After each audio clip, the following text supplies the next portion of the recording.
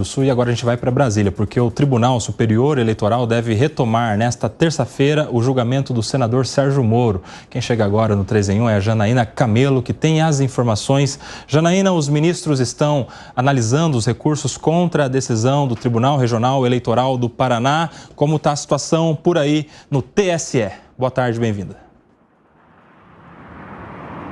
Exatamente, Kobayashi, isso mesmo. Essa sessão no TSE amanhã está marcada para as 19 horas. O julgamento da cassação do senador Sérgio Moro é o único item da pauta. Então, o presidente do TSE, o ministro Alexandre de Moraes, ele tem expectativa que esse julgamento ele realmente finalize amanhã. O relator do caso, que é o ministro Floriano Azevedo Marques, ele já leu o seu relatório na última sessão, né? Então, amanhã a sessão começa aí com as sustentações orais das partes e aí depois os votos de todos os ministros, caso não haja nenhum pedido de vista, né? São 7 ministros do TSE, só lembrando. Então, são 2 recursos que estão sendo julgados, um do PL e um da coligação da qual o PT faz parte, que são os autores das ações que foram julgadas improcedentes no TRE, né, do Paraná, no julgamento de abril. Eles acusam aí Sérgio Moro de ter obtido vantagem em relação aos demais candidatos ao Senado pelo Paraná na pré-campanha, porque antes ele se candidatou, né, se pré-candidatou, se lançou pré-candidato à presidência da República. Então, entre os crimes aí que eles acusam o senador, o crime de abuso do poder econômico, o crime de Caixa 2 e uso indevido dos meios de comunicação. Moro foi absolvido pelo TRE por 5-2, só lembrando, nesse julgamento em abril. E ao TSE, nesse julgamento agora, o Ministério Público Eleitoral já se manifestou. E se manifestou contra a cassação de Sérgio Moro, dizendo que não tem comprovação, não há como comprovar que ele cometeu abusos na pré-campanha. E cita que a lei prevê, né, que é legal essa antecipação desse discurso político e que não há nenhuma lei específica e que regulamente esses recursos que os partidos políticos possam destinar para essa finalidade. Então, o Ministério Público Eleitoral defendendo aí que essa decisão do TRE do Paraná seja mantida pela absolvição de Sérgio Moro. E aí, Kobayashi, um detalhe interessante que a gente viu acontecer nesse julgamento é que esses recursos eles foram liberados para julgamento em menos de 3 semanas, né? Isso para alguns acabou aí mostrando talvez aí uma tentativa de acelerar esse processo de análise para que as próximas mudanças que vão acontecer na composição do TSE acabem não impactando aí esse julgamento da cassação de Sérgio Moro. Só lembrando que no próximo dia 3 de junho, o ministro Alexandre de Moraes ele termina o seu mandato aí de 4 anos no TSE. No lugar dele, quem vai ocupar é o ministro André Mendonça como ministro efetivo, ele já é substituto hoje. A ministra Carmen Lúcia, ela toma posse aí como presidente da Suprema Corte. O outro ministro do STF no TSE é o ministro Cássio Nunes Marques. Então, só lembrando do TSE, a composição dele no plenário são 3 ministros do STF, 2 ministros do STJ e 2 advogados que são sempre indicados pelo presidente da República. Kobayashi, é com você. Perfeito, Janaína Camelo trazendo todos esses detalhes sobre o julgamento de Sérgio Moro, que se iniciará agora no TSE. Obrigado, Janaína. Por aqui eu quero a opinião do nosso time, Luiz Felipe Dávila. É uma reviravolta no caso do Moro. Ele tinha tudo para ser cassado, conseguiu uma decisão favorável no Paraná, na Justiça Eleitoral do Paraná. E agora, no âmbito do TSE, conseguiu inclusive uma manifestação favorável pela manutenção do seu mandato pelo próprio Ministério Público Eleitoral. Como é que você vê a situação do senador Sérgio Moro nesse julgamento? Eu vejo muito favorável ao senador Sérgio Moro. Eu entendo que no TRE já teve uma decisão muito técnica. Aliás, os 2 votos contrários foram os únicos 2 votos políticos, os outros foram votos técnicos. E essa visão técnica foi mantida no próprio TSE. E me parece que a pressa do ministro Alexandre de Moraes para julgar esse caso antes dele deixar a corte no começo de junho é sim um gesto mais favorável a Sérgio Moro, ou seja, é pela absolvição de Sérgio Moro, no sentido que ele quer deixar aí talvez uma forma de reconciliar com a opinião pública de que ele não é parcial e que ele está mantendo sim o mandato do senador Sérgio Moro, que era muito ligado à base bolsonarista. Então me parece que é uma decisão técnica que vai ter um pouquinho de pitada política, por esse assolamento do próprio ministro Alexandre de Moraes, mas que tudo isso é favorável à justiça eleitoral, ao respeito ao eleitor que elegeu o Sérgio Moro e também à decisão técnica de que não houve abuso do poder econômico na campanha do senador Sérgio Moro. Você concorda, Alan Gani? Em partes eu concordo. Onde que eu divirjo? Por enquanto, está muito parecido com a situação de Deltan, porque em relação ao ex-deputado Deltan Dallagnol, o Ministério Público Eleitoral também foi favorável a ele e o TRE também foi favorável a ele. Aonde é que aí eu concordo com o Dávila? Aonde é que o Moro acaba tendo mais chance? Porque a situação política é um pouco diferente. Primeiro que ele fez aquele corpo a corpo, né, no meio político, conversou com o ministro Gilmar Mendes, tomou até lá uma bronca do Gilmar Mendes, né? Então agiu... Gilmar Mendes mandou ele para a biblioteca. Mandou para a biblioteca, né? Enfim. Então agiu como um político, né? Tentando justamente minimizar o julgamento político. Mas, do ponto de vista técnico, eu vejo muito parecido com o caso do Deltan Dallagnol, porque eu fui absolutamente contra a cassação do seu mandato. Agora, tem um porém aí. É o risco de ter uma nova eleição e entrar alguém do PL. Então, talvez... por alguém do PL que pode ser, inclusive, Michele Bolsonaro, exatamente, que era cotada. Exatamente. Então, nesse cálculo político... Por mais que haja um sentimento de retaliação a Sérgio Moro pela Lava Jato, para mim isso ficou muito claro em relação a Deltan Dallagnol, por mais que haja esse sentimento, vamos evitar, na visão do establishment, um mal maior, né? E vamos deixar Sérgio Moro para que não haja ninguém do PL. Então o pessoal agindo aí com a cabeça e não com o fígado. Faz sentido para você, ô Segré? É melhor ter o Moro, um opositor isolado, sem muita força, do que abrir uma vaga que pode gerar aí uma senadora Michele Bolsonaro ou algum outro que possa fazer uma oposição mais firme? Se não fosse um tribunal superior eleitoral, eu estaria de acordo. Mas eu sempre pensei, e você da área das leis, que o tribunal era para avaliar as questões do ponto de vista legal, não político. E eu lembro, e me corrija por favor, você sendo advogado, que o Ministério Público é aquele que faz acusação. É isso, né? Sim. Ok. Nesse caso, Segré, o Ministério Público ele atua, na verdade, como alguém que dá uma opinião, porque a ação foi proposta pelo PT e depois pelo PL, né? Então o Ministério Público ele acompanha. Tá, mas imaginemos que não fosse uma questão eleitoral. Sim. Eu faço uma acusação, o Ministério Público, ou a Polícia Federal investiga, o Ministério Público acolhe se tem provas, ou semi-plena prova, aí o Ministério Público eleva para a Justiça e a Justiça decide se prospera e continua com o processo. Se o Ministério Público eleitoral, nesse caso, está dizendo, gente, eu não vi nada que atrapalhe a situação do senador Sérgio Moro, quando no TRE tiveram 2 votos contrários, que foram coincidentemente os únicos 2 ministros que colocou o presidente Lula, então dá a sensação de que é uma questão política, não eleitoral. E quando é a questão política, eu não consigo entender como vender isso para o eleitor, dizendo, ó, como o risco é que venha um senador do PL que pode ser pior que o Moro, então vamos deixar o Moro. Não, cadê a justiça? A justiça tem que manifestar. Se tem alguma coisa errada do senador Sérgio Moro, tem que caçar ele, juridicamente falando e tecnicamente falando, não politicamente falando. Senão tem que mudar o tribunal. Então coloca Tribunal Político Eleitoral. E aí resolvimos. Mas não é o caso. Então dá uma sensação muito ruim, primeiro, que a parte jurídica ou judiciária vai contra todos os eleitores, seja 345 mil, como no caso dele, Deltan Dallagnol, ou sei lá quantos milhões teve o Sérgio Moro. E é uma sensação de frustração. 1.600.000, salvo engano. Perfeito. É muita gente. Muita gente. Não, então, por que uma questão... E, de novo, sempre é curioso. Estamos falando da mesma justiça, como, de fato, a mesma Constituição.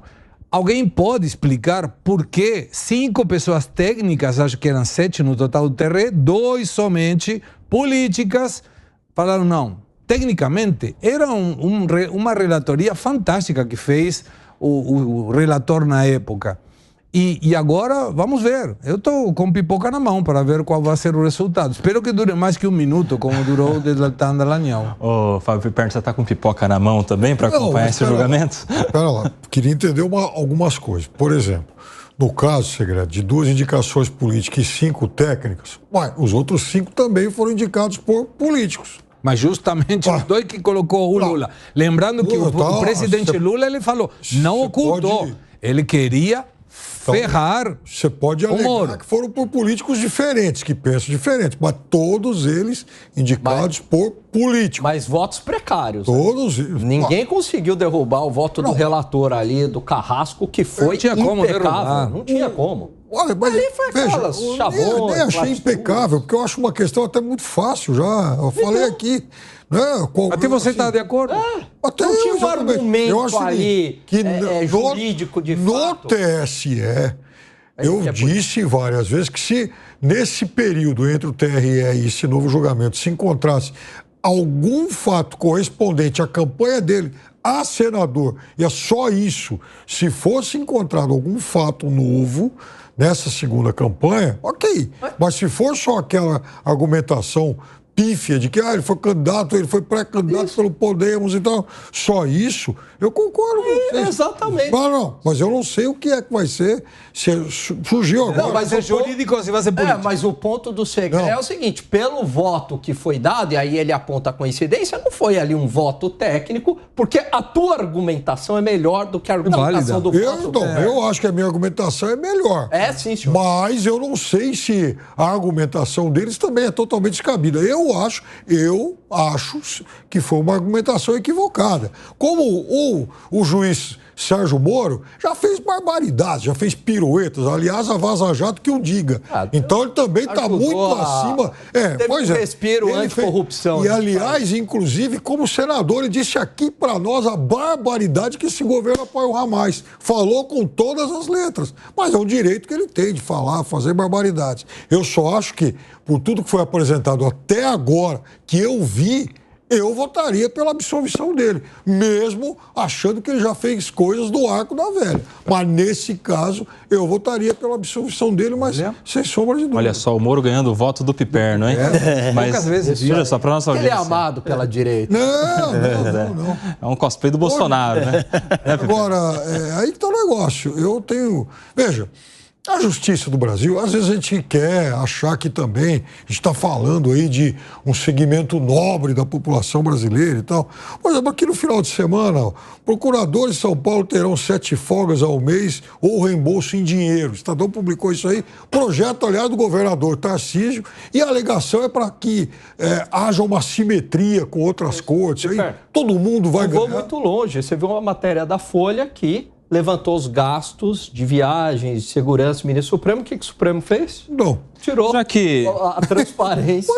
Já que os senhores estão falando em gastos, e para a nossa audiência entender do que se trata o julgamento do Sérgio Moro, a acusação é de que ele teria abusado do dinheiro do partido, do dinheiro público, numa pré-campanha inicialmente à presidência da República. A primeira denúncia seria de que ele teria gasto cerca de 20 milhões como pré-candidato a presidente, e esse gasto como pré-candidato a presidente pelo Podemos na época teria influenciado na campanha dele, na corrida eleitoral ao Senado, ou seja, ele já teria saído muito na frente dos concorrentes candidatos ao Senado da República. Desses milhões aí, que depois foi mudando no decorrer do processo, 20 virou 13, depois virou menos de 10, enfim, muitos milhões. Esse é o resumo.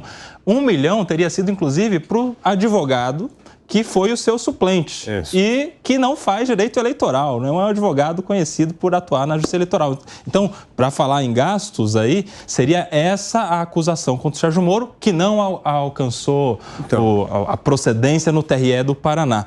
Agora, uma coisa eu queria a opinião de vocês. Se o TSE cravar de que não teve ilícito do Sérgio Moro, o que vai ter de partido lançando pré-candidato à presidência? Eu acho que todos, né? lança pré-candidato à presidência, lá na frente, candidato a deputado, ganha pelo menos uma vaguinha no Congresso Nacional. O que você acha, Dávila? Eu acho que isso não vai acontecer, Nelson, porque isso aí é uma circunstância que precisa ser um partido de médio e grande porte. Porque se um monte de nanico lançar candidato à presidência, não tem dinheiro, mesmo jeito. Então, não vai fazer a menor diferença, entendeu? Se um partido nanico ficar lançando candidato a presidente da República, fica sendo o que ele vai sempre ser, um partido nanico com um candidato nanico sem dinheiro. Agora, uma grande agremiação, lançar um candidato à presidência da República, aí sim isso faria diferença. Mas veja só como os partidos no Brasil, os grandes partidos, são pragmáticos. A maioria dos grandes partidos, hoje, não lança candidato à presidência da República. Por quê? Porque eles privilegiam a eleição parlamentar, que eles sabem que quanto mais deputado e senador nós elegermos, mais dinheiro o partido terá para o fundo eleitoral e para o fundo partidário.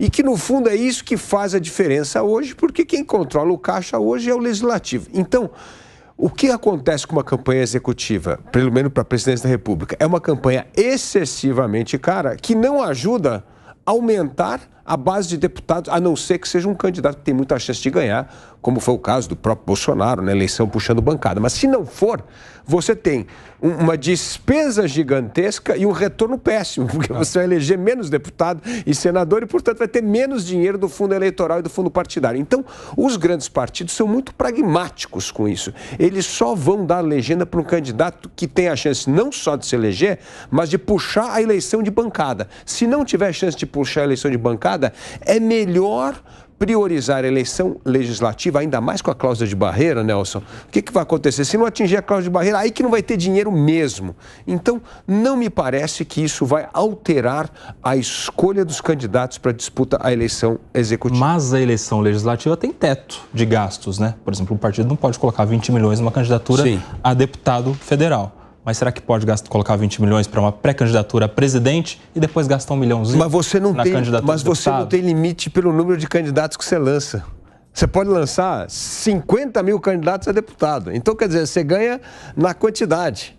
Você não tem um limite. O partido só pode lançar 1.000 candidatos. Ele pode lançar quantos candidatos ele quiser. E, aliás, é o que o partido faz. Ele tenta eleger o maior número de candidatos possível, porque cada voto, mesmo de alguém que teve 500 votos, é voto para legenda. E esse voto para legenda ajuda a eleger o quociente. Ajuda a eleger... O quociente eleitoral que ninguém entende. Fala, Gani. Você sabe o que me preocupa nisso tudo?